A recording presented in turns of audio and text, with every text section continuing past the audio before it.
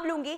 बड़ी खबर इस वक्त सामने आ रही है जहां यूएस की ईरानी यूरेनियम भंडार पर कब्जे की तैयारी जो है शुरू हो चुकी है। ईरान में स्पेशल फोर्स भेजने की तैयारी में इस वक्त अमेरिका है। ग्राउंड ऑपरेशन के जरिए यूरेनियम पर कब्जे की तैयारी अमेरिका की ओर से हो रही है।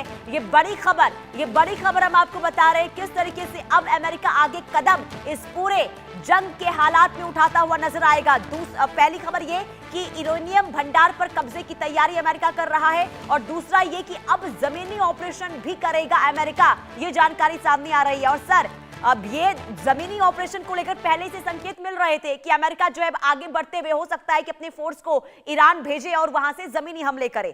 पहले तो इस पर जवाब चाहूंगी। दूसरा ये जो मैंने आपसे सवाल पूछा था कि एक तरफ तो माफी मांगी जा रही है लेकिन दूसरी तरफ तो हमले भी जारी है ना। हाँ जी, पहली बात तो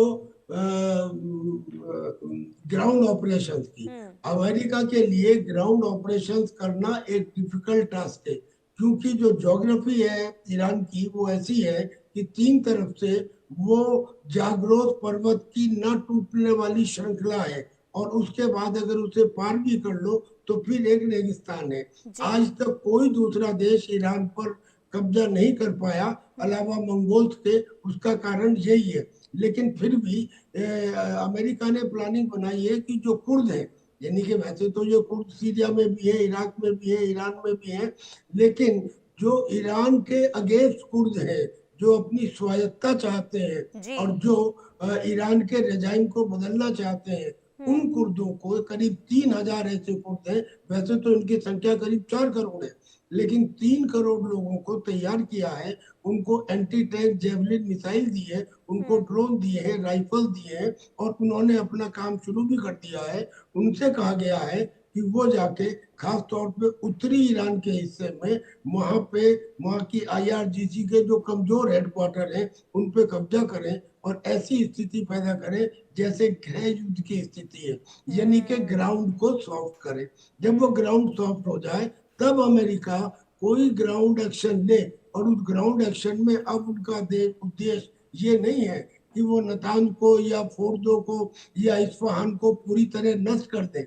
उनका उद्देश्य अब ये है कि जो 460 kg एनरिच्ड यूरेनियम है ईरान के पास, उसके ऊपर कब्जा किया जाए और उसकी लोकेशन उनको मोसाद और CIA के द्वारा शायद मिल गई है।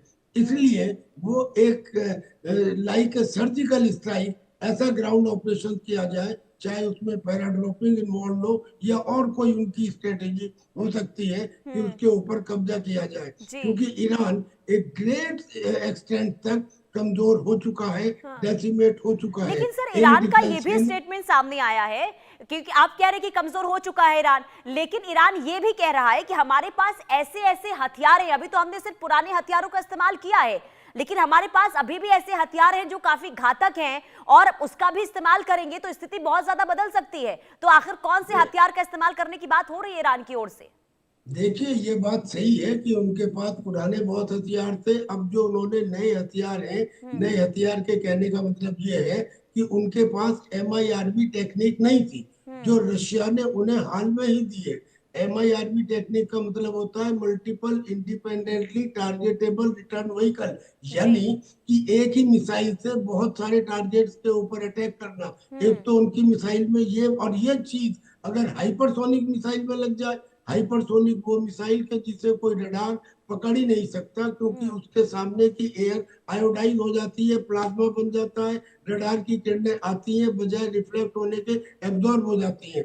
तो ये टेक्निक उसके पास आ गई है। और दूसरे एक और बात है जो उसका प्लस पॉइंट है, वो ये है कि उसने अब मिसाइलों में क्लस्टर बम इस्तेमाल करने शुरू किए हैं। जो क्लस्टर बम वाली मिसाइल है, अगर आप उसे इंटरसेप्ट भी कर लो, मान लीजिए कि इजराइल ने और अमेरिका ने अपने रडार सिस्टम से उसे इंटरसेप्ट कर लिया, डैमेज कर दिया, डिफ्लेक्ट कर दिया, मगर फिर भी वो जो क्लस्टर बम है वो अपना काम करते हैं। ये दोनों चीजें हम मान लेते हैं, लेकिन जो अमेरिका कह रहा है वो सही इसलिए कह रहा है कि जैसे ही कोई लॉन्चर बंकर से बाहर आके अटैक करता है मिसाइल से, 4 मिनट के बाद उसकी लोकेशन को पता करके उसको डिमोलिश कर दिया जाता है। तो जितने उनके बड़े बड़े बंकर्स हैं, उनके एंट्रेंस के ऊपर ऐसी सिचुएशन पैदा कर दी गई है कि लॉन्चर बाहर ही ना आए, जो मिसाइल है वो बाहर ही ना आ सके। यानी कि प्रवेश द्वार को डैमेज करके एक किस्म से बंद कर दिया गया है। सब जगह तो नहीं हुआ होगा, लेकिन अगर कुछ जगह भी हो गया है तो इसका मतलब मिसाइल रखी रहेंगी स्टोरेज में, बाहर नहीं आएंगी।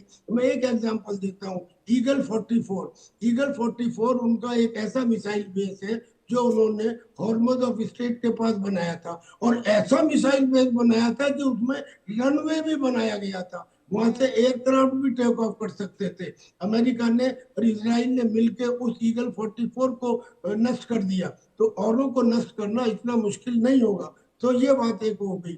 आपने एक सवाल और पूछा था कि माफी करने के बाद भी वो अटैक कर रहे हैं, ये बात बिल्कुल सही है। जी। आप जब पेस्कियन वहाँ के प्रेसिडेंट ने ये कहा कि हम माफी मांगते हैं, उसके कुछ ही देर बाद अमेरिका ने और इजराइल ने मिलके अटैक नहीं, उन्होंने आईआरजीसी ने अटैक किया कुवैत में। जी। कुवैत के अंदर उन्होंने अटैक किया, उन्होंने यूएई में अटैक किया इंटरनेशनल एयरपोर्ट पे, यानी कि जहाँ करीब करीब 2.5 लाख दूसरे देशों के लोग आते हैं और वहां से उड़ान भरते हैं इंटरनेशनल कम्युनिटी पर प्रेशर बनाने के लिए, वहां अटैक किया। इसका मतलब क्या ठीक हुआ है। कि अब ईरान की जो टॉप लीडरशिप है, ठीक है सर, आप बहुत महत्वपूर्ण एक जानकारी दे रहे हैं, मैं इस पर आपसे आगे भी जवाब लूंगी। अभी मैं फिलहाल आपको रोकना चाहूंगी, और अब क्योंकि देखिए मुख्यमंत्री योगी आदित्यनाथ का संबोधन हो रहा है, इसके बाद मैं आपसे पूरे विस्तार से जानूंगी कि आगे क्या परिस्थिति, क्या स्थिति बनती हुई नजर आ रही है। लेकिन मुख्यमंत्री महिला दिवस पर क्या बोल रहे हैं, जरा वो सुन लेते हैं।